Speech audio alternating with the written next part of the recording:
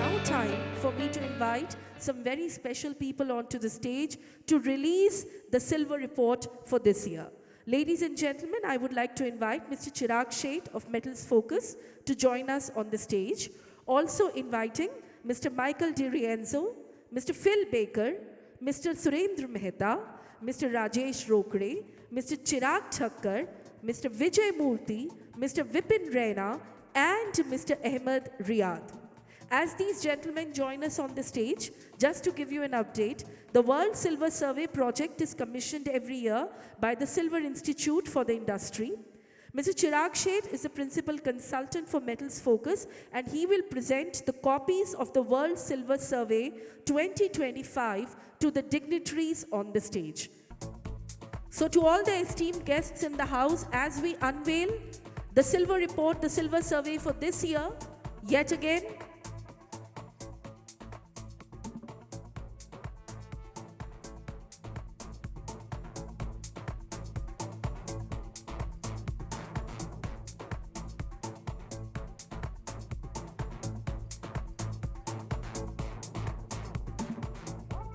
so ladies and gentlemen, just to let you know, the copies of the World Silver Survey 2025 are again a part of your delegate kit. Just like the Silver Icons of India coffee table book, this report is also a part of your delegate kit. But it is time for us to understand some key takeaways and findings of the survey of the year gone by. I would now like to invite Mr. Chirag Sheth to do the same. And let me tell you, with over 19 years of experience in precious metals, trading, research, he has worked with UBS, LM Commodities, and UTI Securities. He's somebody who is in the know of the industries and its nitty-gritties. Chirag is responsible for precious metals research and consultancy work for Metals Focus, focusing on South Asia and Southeast Asia. He was also a part of the Niti Aayog subcommittee on transforming India's gold market and is on the Product Advisory Committee of the National Stock Exchange of India and Multi-Commodity Exchange and Bombay Stock Exchange on precious metals. Holding a bachelor's in management and a postgraduate in management and finance, he is going to give us some key takeaways from the World Silver Report this year. Let's have a round of applause for Chirag Sheth. Good evening, ladies and gentlemen. My congratulations to Eventel for hosting another great silver conference. It's an absolute pleasure to be launching the World Silver Survey. Over the next 10 to 15 minutes, I'll do a short presentation. We are trying to look at what has happened in the global silver market in 2024 and how do we see probably next year. Thanks to the supporters of this report, without whose support and backing this report would not have been possible. 2024 has been an interesting year for the precious metal space. We've seen some record highs in gold, significant amount of movement both in gold and silver. In fact, if you look at silver prices for 2024, we saw roughly about 20% increase. And if you actually look at from trough to peak, then it's more than 50%. And this was all supported by essentially a positive macroeconomic and geopolitical background, which helped the overall precious metal space. However, gold did stand out, but silver also did pretty good. If you actually look at silver's fundamental, we've got fourth straight year of deficit.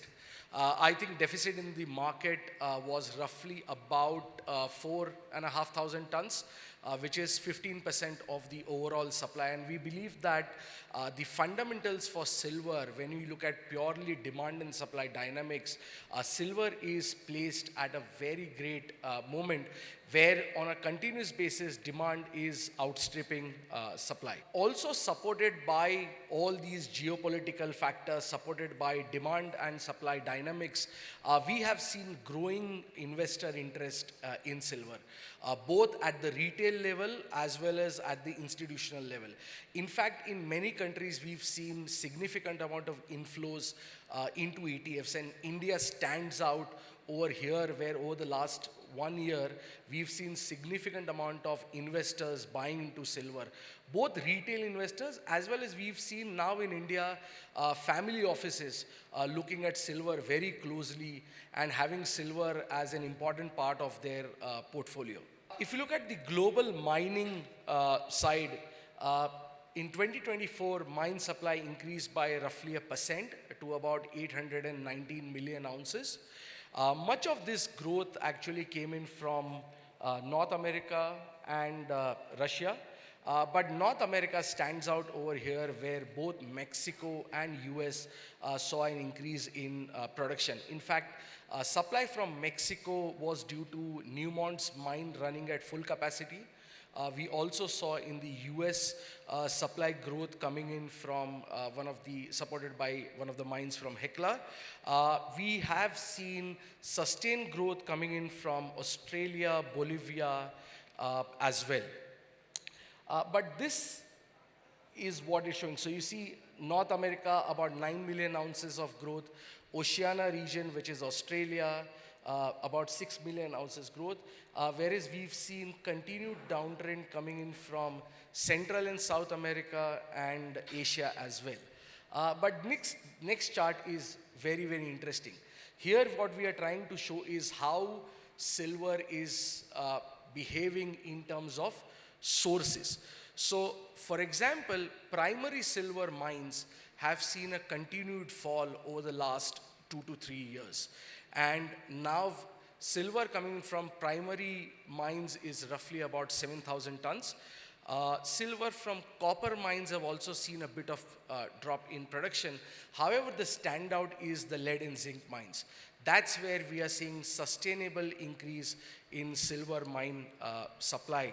And supply from lead and zinc mine rose by roughly 15 to 20%. In terms of 2025, we expect continued growth from North America. That is, if you look at this chart, that's what the much of heavy lifting is coming in from. Overall, in 2025, we expect mine supply to increase by roughly 2%. Moving on from mine supply to demand, I think the story has been consistent over the last 2 to 3 years. Strong demand growth from industrial segments, especially photovoltaic, electronics and electricals. I think that has been the driving force. Whereas jewelry has been largely flat thanks to the growth that we saw in India. In terms of investment demand, that's the biggest drag. And I think that is something that we've seen over the last 2 years, how US investment demand has been lagging. In fact, India has been a standout when you look at investment demand, both in terms of physical demand for bars and coins, but also demand for ETFs. So as I said, if you look at Chinese demand, the growth has kind of slowed down. Indian demand was up by 7%, which is a very strong performance that India has done despite record high prices in the domestic market. And I think that somewhere shows, and we always in the India office say that India is prima bull on silver. You will never find an Indian who believes silver prices will go down. So every time there is a correction in the silver market, you will find Indian consumers buying large quantity of silver. I think the story is industrial. Another record for the electrical and electronic segment. PV remains the cornerstone of industrial demand, and solar installations have been increasing sustainably. So now you see there are more than 38 countries which have got more than 1 gigawatt of solar installations. And I think as more and more countries focus towards clean energy, green energy, I think the usage of solar is surely going to increase. In terms of the other segments, two things which stand out is the BEV, so which is your hybrid and electrical cars. I think those we believe will drive silver demand going forward. Also, artificial intelligence is something which is pushing silver demand, and increasingly we are now seeing electronics is the big driving force. So as more and more things become high tech, the usage of silver obviously increases. In terms of jewelry, while the global jewelry demand increased by 3%, if you remove India out, then it's largely a flat market. So India has been the driving force. I think in India we are seeing a couple of very interesting trends. Among the younger generation, silver is becoming very popular.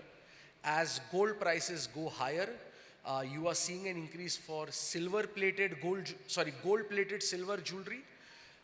And lastly, what we're also seeing is the increased penetration of sterling silver, which is 92.5 silver jewelry. In terms of silverware, India is a drag. Obviously, silverware is a very price-sensitive market. It's a market largely driven by gifting needs. So as silver prices goes up, essentially you will find people going towards lower weights. And Rahul is here; he can actually, comment on that. Lastly, I think bars and coins, the big drag, as I said, has been US. And the green line is the US one, where we are seeing a significant amount of drop in demand from US. I think to some extent we are seeing the fact that US consumers 2 years ago paid hefty premium for silver eagles. And I think that is something which is a bit of a drag on the demand currently.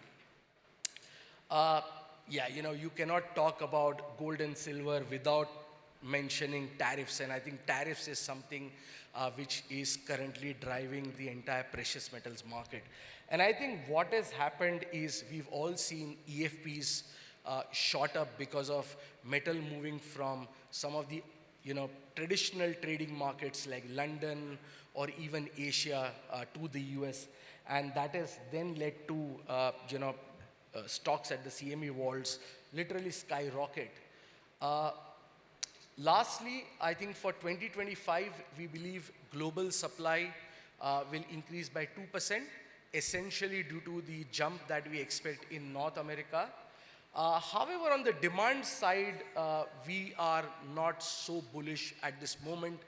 It all depends upon how silver price volatility behaves over the next 3 to 6 months time, given the amount of uncertainty which is there. So while investment demand may do well, the price sensitive market, which is jewelry and silverware, could actually see a bit of drag. That's it from my side. Thank you very much.